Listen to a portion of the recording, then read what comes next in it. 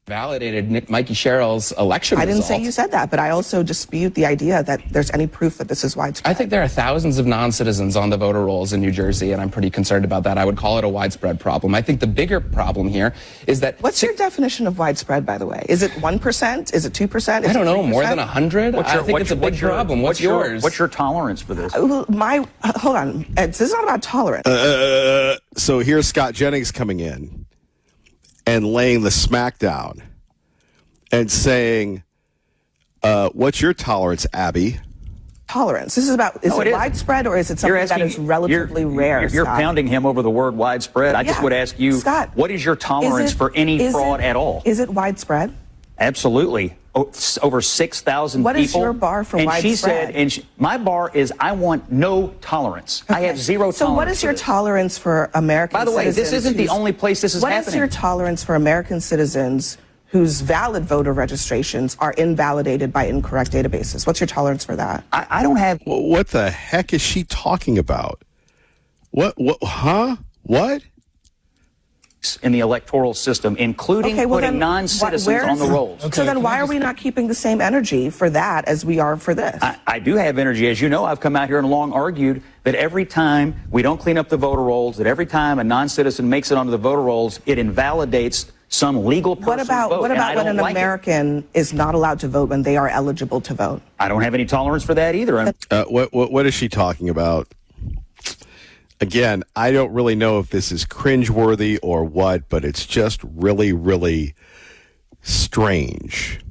Again, with an ode to the old Boise Music Festival artist, CNC Music Factory, things that make you go, All right, we'd love to hear from you next. Kevin Miller, 580-KIDO. For his insidious comments about Charlie Kirk and that MAGA was somehow responsible. The affiliates of ABC, that's what they were responding to. They were saying, wait a minute, we can't air Jimmy Kimmel because they were convinced that he was not acting in the public interest. Thereby, they would be in violation of a congressionally mandated statute. So this is all in a byproduct of ABC basically trying to air whatever it wants, whenever it wants, and however it wants to say it. And the FCC is saying, look, we are congressionally bound to enforce this public interest statute on you. And you've got to play by some semblance of rules. So there we have it from Morning Wire this morning. Our friend David Bozell of the Media Research Center, hey, Coach, laying the smackdown, if you will, concerning ABC News, and ABC News might actually be losing The View. So basically what's going to happen is the FCC is going to determine whether or not The View is a news program or an opinion show or an entertainment show or whatever it is. If it doesn't get that special designation, the FCC will tell it to go to streaming, which is pretty wild. When you think about it, what is it? They've had over 100 liberal candidates on, Democrats, and 2 or 3 conservatives. One of them, if you really count, Marjorie Taylor Greene. Pretty wild stuff here. By the way, good morning, Kevin Miller, 580-KIDO. Scott Jennings talking about how the Democrats, and this is another good reason why we live in Idaho, but this is crazy nuts. This is crazy town. So here you have a Republican candidate for governor going to visit a black-owned restaurant in Atlanta. If you've ever been to Atlanta, hello to the Varsity, hello to a lot of great food. And, you know, food, here's the funniest thing. We've made food partisan now, okay? We opine about, well, we don't support minority businesses. We don't do this. We don't do that because it's racism. And then you have this guy who's running for governor. He wants some good food.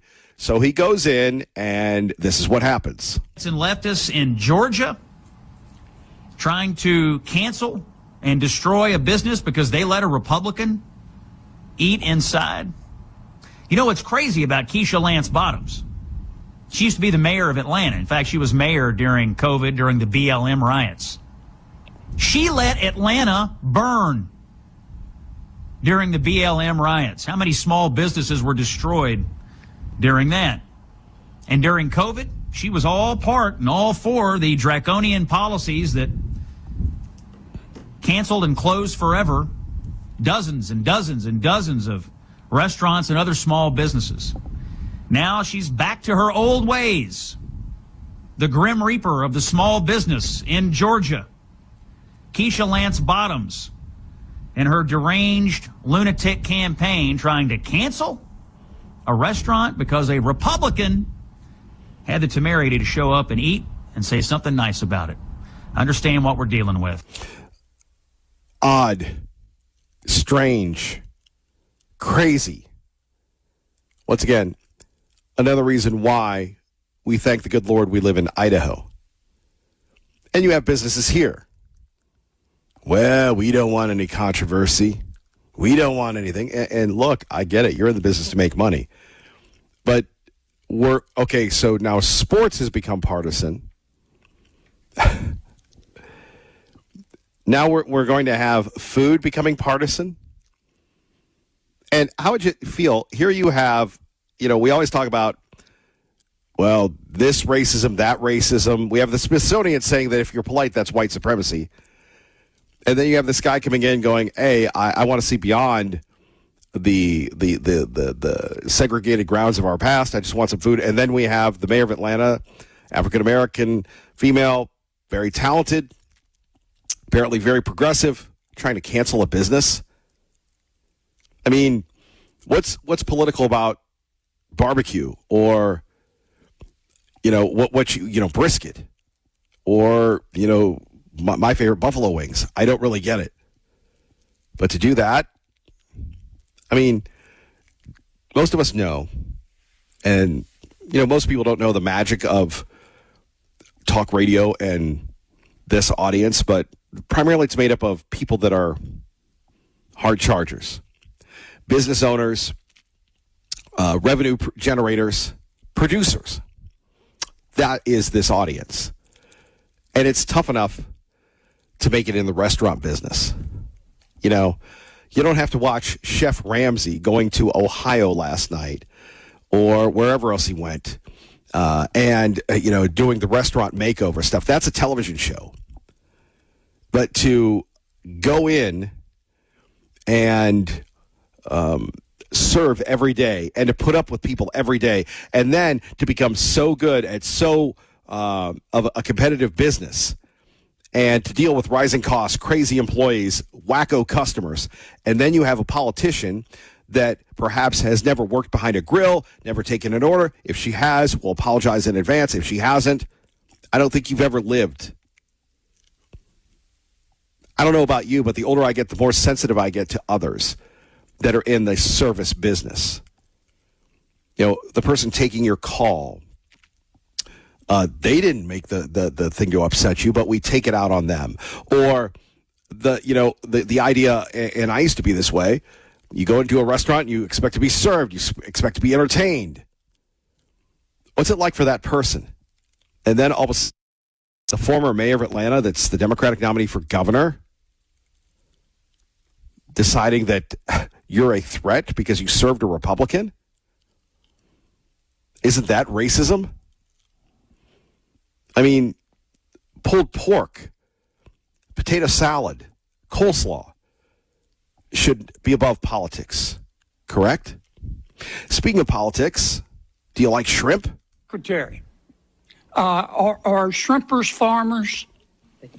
Absolutely, yes. There are farmers of the sea. Are oyster harvesters farmers? Yes. In this USDA, yes. Are they having to compete with other countries who grow oysters and shrimp in a ditch and shoot them full of antibiotics?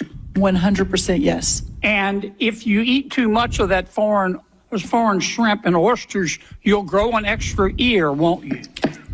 I'm not sure about that, but I know it is not good. And I also know we import 90% of our shrimp. Why aren't we the shrimp and the oysters from abroad?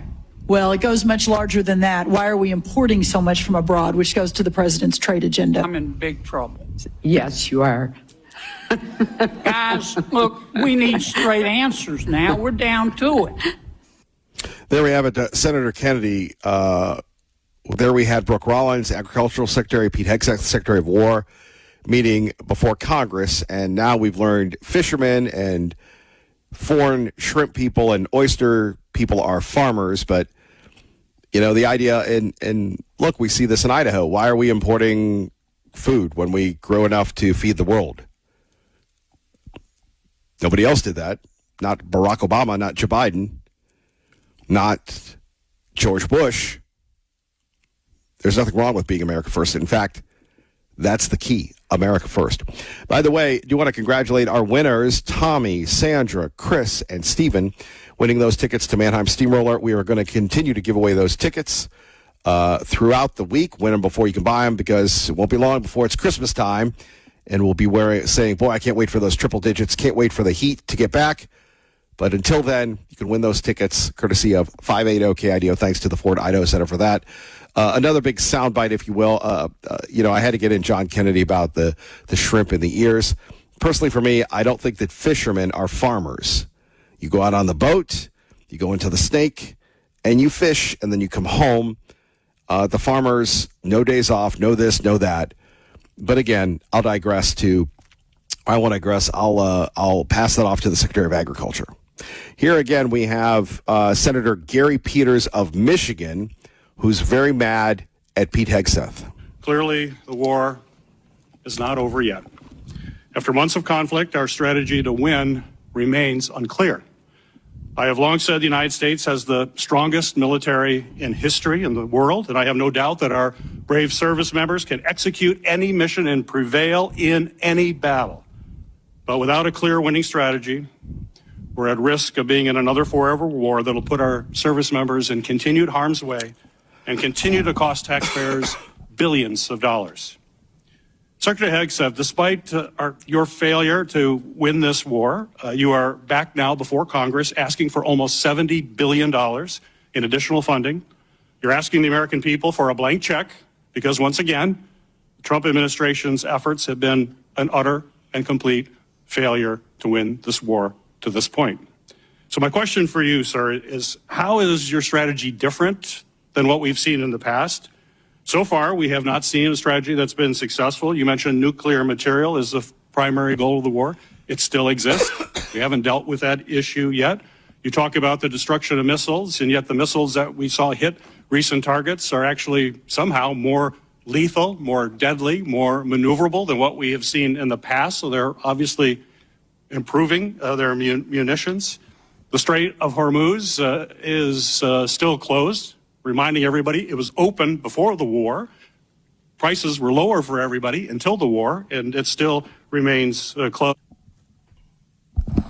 You wonder whose side this guy's on? That's a United States Senator, not somebody from the Iranian Foreign Ministry. We'll respond to that next, take more of your calls. Kevin Miller on your home for Fox News. Fox News Now, 580. Whose side are these guys on, this senator from Michigan going after Pete Hegseth? Tragically, people, service members, our warfighters, who we care deeply about, are still dying. So what's different? Mr. Hegseth, Secretary Hegseth. I think your characterization of this incredible effort as a failure is reckless. And I think it's irresponsible. And I think it smears the sacrifice of the troops that are out there making on behalf of the American people to ensure that Iran never gets a nuclear weapon. Shame on you and others who call this a quagmire and a failure, and then you want to turn around and say you support the warfighter. Ooh. Either you do or you don't. Is the nuclear material still there, I can get you a ticket out to CENTCOM and talk to what those Americans are doing and how committed they are to this effort and how they want to ensure that Iran never threatens their families with a nuclear weapon. That's the kind of intensity that our warfighters have about making sure that Iran isn't capable of doing that. Secretary Hegseth, if you listen to my comments, you would have heard me say how amazing our warfighters are. I heard failure. I heard exactly what you said. I will tell you how I use the word failure, because I use the word failure to their leaders. You, sir, are the failure, not the men and women who are on that front line, not the men and women who hold up their honor with distinction. But if there's a lack of a winning strategy, they're in harm's way. Their leaders have failed them. And that's what's happening. We have political leadership. You don't have a strategy. You don't have a long-term plan to actually win this war. Win the war. The men and women are going to be able to do it, but they need to have leadership. When will you show leadership? When will you show leadership? Why don't you show some leadership and stand up to your fellow Democrats who won't fund the troops, who stand and play partisan politics while you don't give us the money? You want to stand up here and talk about the troops? You won't show any political courage to actually fund our department because you have Trump derangement syndrome and can't actually commit to anything meaningful. So I put this on you, Senator. Secretary Hegseth, you have trillions, you have over $1 trillion. You're asking for $1.5 trillion. It's not a question of money. It's a question of leadership and understanding what it takes to actually win. Political cowardice of Democrats who won't fund. Ouch. With in-depth analysis, we go to Tea Party Bob at 580 KIDO. Good morning. Well, good morning, Mr. Miller. I think what's amazing is how the government on the left always seems to criticize but never does anything to solve the real problems. I was listening to the conversation this morning earlier talking about the fire insurance that we are having a problem with, something I've been talking about for the last 4 years. You know, I lived 5 years in Golden, Colorado. I bought a home at 7,300 feet with very high winds there in a potential wildfire area because the house was surrounded by cheatgrass. And the previous owners that built the house were very organized, and they were smart enough to protect their house with a 50-foot fire safety ring around it with irrigation systems and, of course, non-flammable plants and gravel to protect the house from a grass fire. When I built the house here in New Meadows, I used the same plan, but even though my insurance company considered our house defensible, my rates doubled. And they are even higher than that now because of the overgrown forests that surround us. And I'm not just talking about overgrowth in our development, but the danger from the overgrowth in the Payette Forest, which is our backyard and designated wildfire area. So keep in mind, the U.S. government is in charge of 62% of Idaho's land, which includes the Payette Forest and others. So we can lay much of the blame for the increased insurance rates squarely at the feet of the Forest Service and BLM for the problem we are facing because of decades of mismanagement and restrictions on logging to thin the forest. 5 years ago, we had a moth kill here on Brundage and Granite Mountain that killed 30 to 40% of our trees. However, as much as we begged the Forest Service to spray, they wouldn't. Then after these trees died, they wouldn't allow us to log them, and we begged them to do that. So while it was the U.S. Forest Service that caused much of our problems, they have done little or nothing to rectify them. And I went as far as enlisting the help of Congressman Fulcher, who wrote a letter to Michael Boren, who is the newly appointed Undersecretary of Agriculture, and not a big fan of the Forest Service himself. And while I know that the wheels of government turn very slowly, we have not seen much movement to fix this potential wildfire problem in the Payette Forest or any of the other forests we have problems. All of our forests in Idaho need to be cleaned up from years of neglect and mismanagement. So this insurance problem we have in forested rural areas is something caused by two government agencies, namely the Forest Service and the BLM. They can fix the problem by thinning and cleaning up the forest floor and allowing logging of these overgrown areas. But it will take a long time to fix, and they need to do something to hold down insurance rates while this is in progress by either subsidizing the cost of these high insurance rates or regulating the rates. And the problem you have in the Treasure Valley is that the developers have never been charged enough in impact fees for infrastructure to build the firehouses necessary to protect the communities that they built and profited handsomely from. But it is the homeowner that is always burdened with the infrastructure cost through taxation because the developers do not pay their fair share for the impacts that these new developments create for more infrastructure.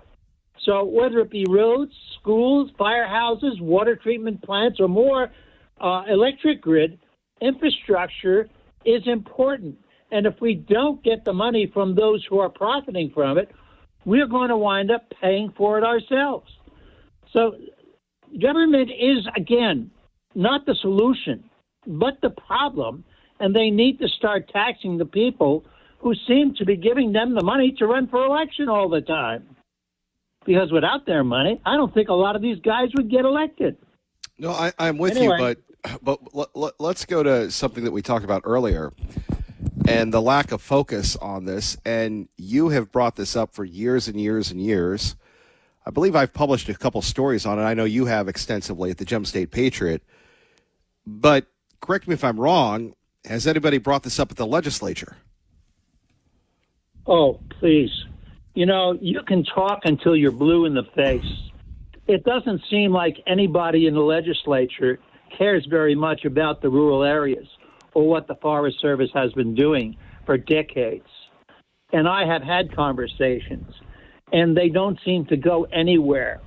They're more concerned, with the Treasure Valley. But even with the Treasure Valley, they still haven't done the necessary things to protect the people down in the Treasure Valley from fires or from higher insurance rates.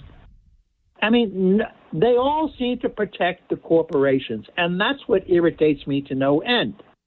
They're the guys that pay for the lobbyists that keep everybody in tow.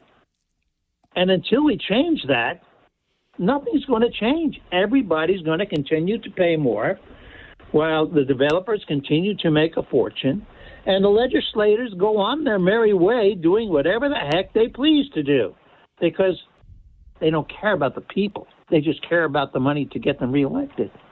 And that's unfortunate. But that's the road we've been heading down for a long time. Well, unfortunately, though, I think this is a layup where we take a look at this, and it's shocking that no one is really doing this.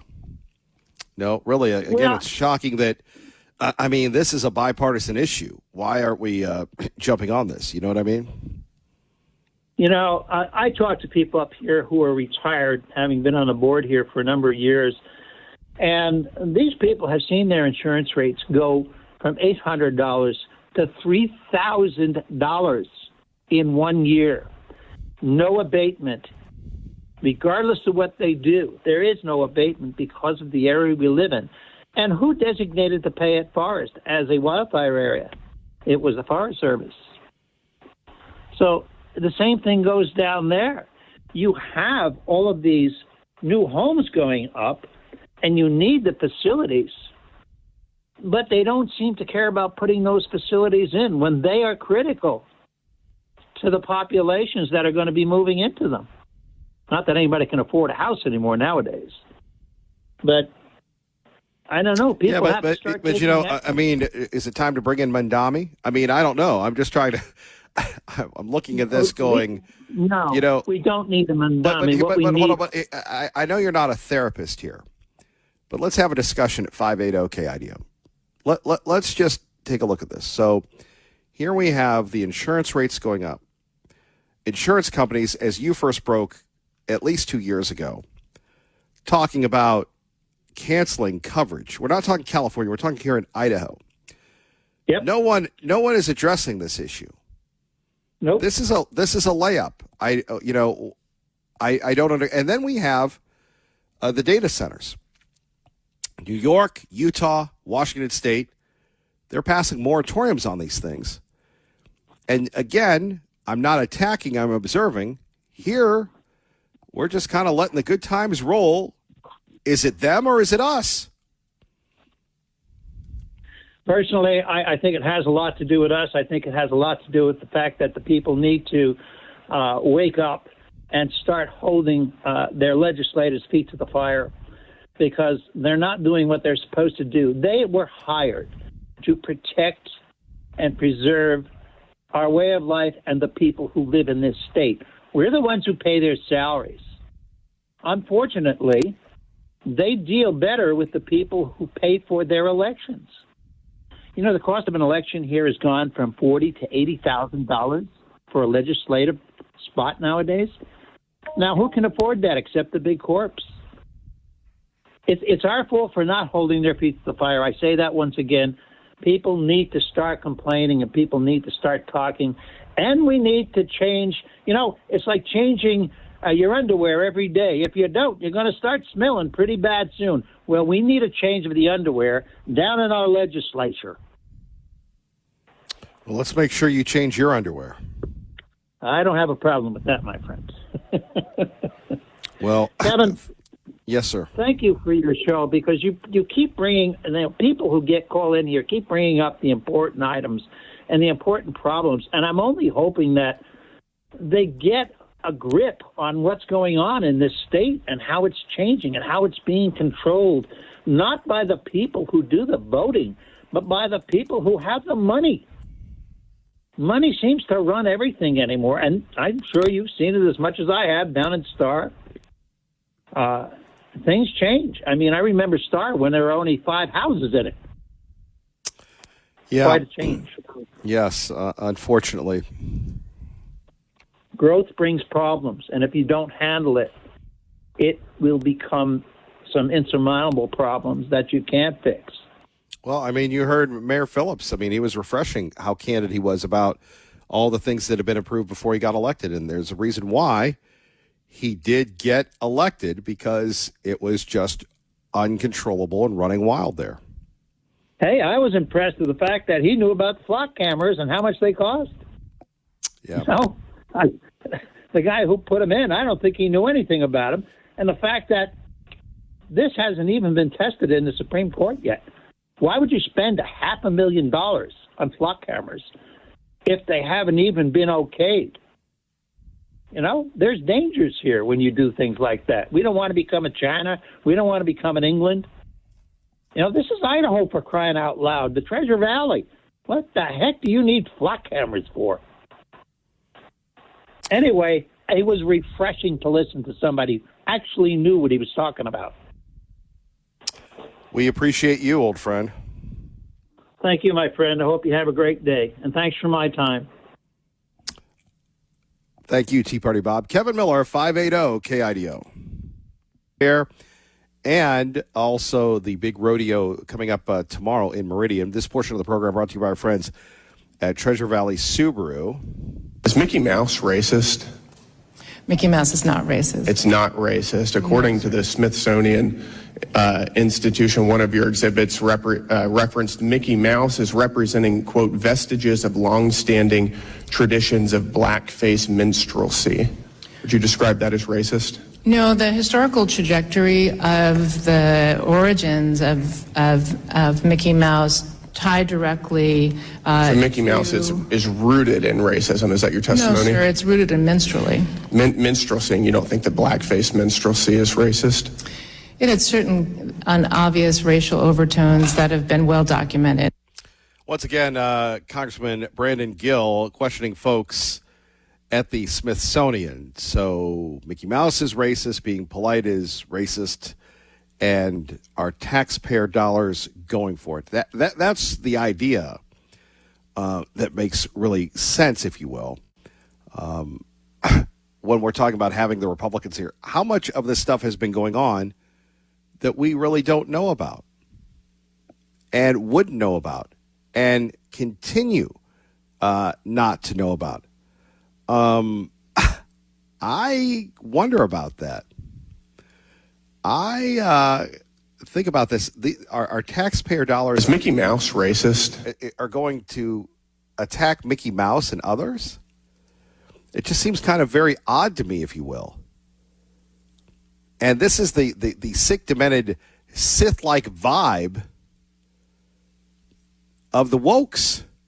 Everything is wrong. America is wrong. We're all wrong. How in the world can Mickey Mouse be racist? How in the world can being polite be an example of white supremacy? It's utterly absurd and ridiculous and, wacky, zany. But this is what we're up against. And then here we have Idaho, where, as disclosed earlier today, insurance rates continue to go up. Some people are getting their insurance canceled. Why? Because of the fire threat, the fire danger. I don't know about you, but as I've said before, I salute everybody who is working outside. Thank goodness that you can do that. To me, maybe I'm a sissy. Maybe I'm an old codger. Maybe I need to, get on the elliptical a little bit more. But the throat clearing is just out of this world. And it's only, July 22nd? Now, and maybe I was blessed because I hung out where the air was clean, except for the weed people at the Pacific Ocean. But this is utterly ridiculous. What can we do?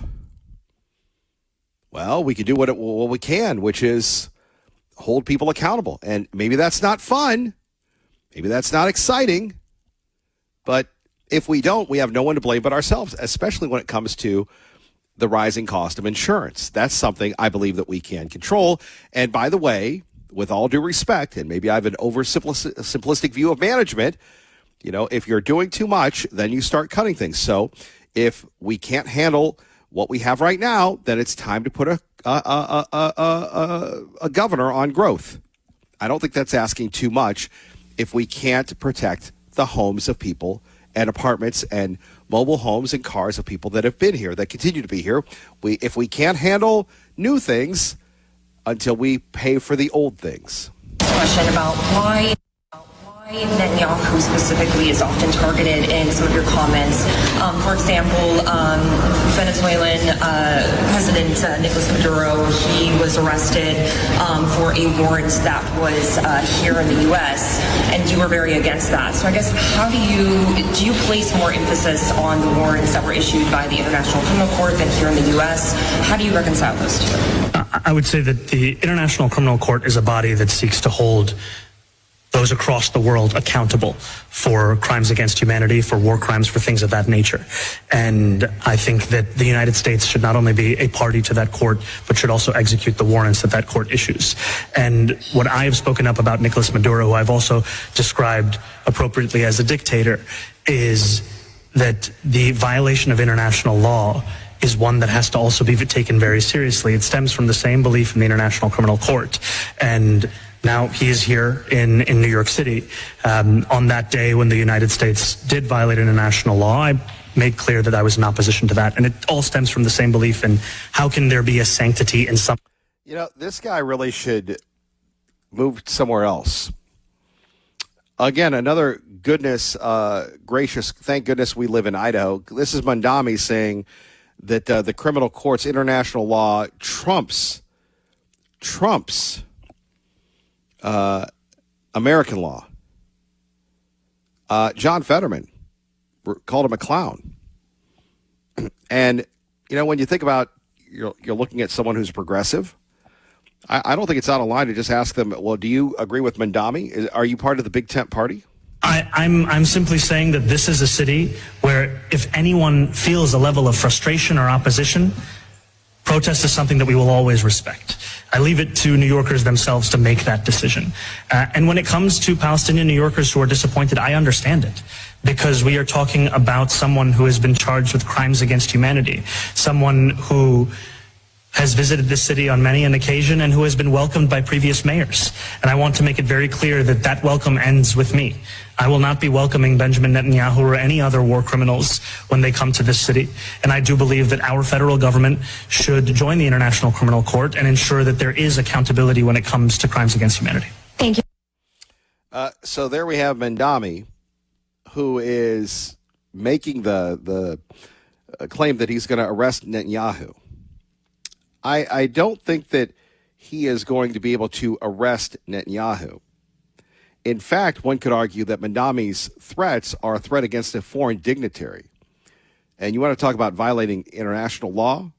Talk about arresting Benjamin Netanyahu. But again, I don't think Mandami cares about fixing potholes or taxes or rent abatement or anything else. I think he cares about the headlines. I've been very clear about the fact that I believe that the warrant that the International Criminal Court has placed upon Benjamin Netanyahu is one that should be honored. And I've also been clear about the fact that I would follow and respect our local laws. And so I asked my team to do a review of all applicable law, and it's clear that the city does not have the authority to execute this warrant. However, what is also clear is that the federal government does have the authority to execute. So in other words, somebody called him and said, hey, man, do you want federal troops to come in and occupy New York? Do you want federal troops to place you under arrest? You can't threaten people that are coming in for the United Nations. Having been to the UN, hung out at the UN with the UN people. I understand that whole facility. You talk about lockdown. You talk about, with due respect to Washington, D.C., that area is super secure, super tight. And then you have this guy that should be out there fixing the potholes, picking up the trash, doing things that good mayors do,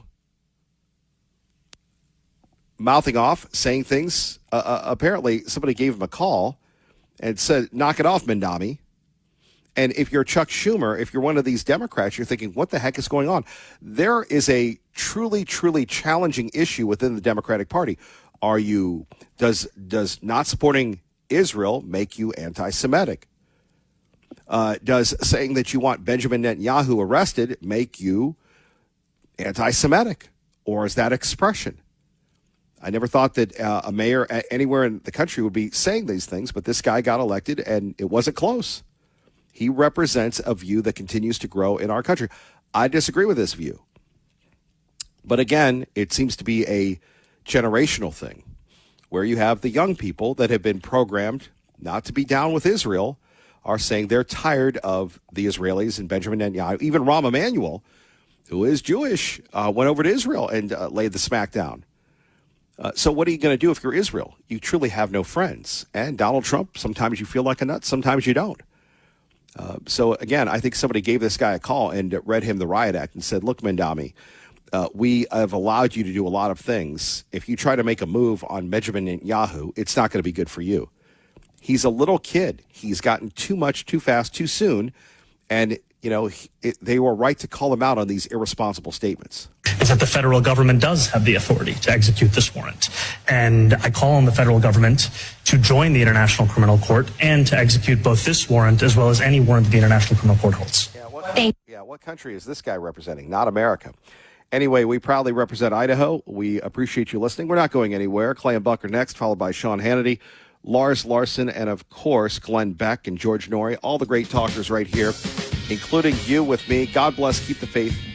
Kevin Miller loves you. Have a great day.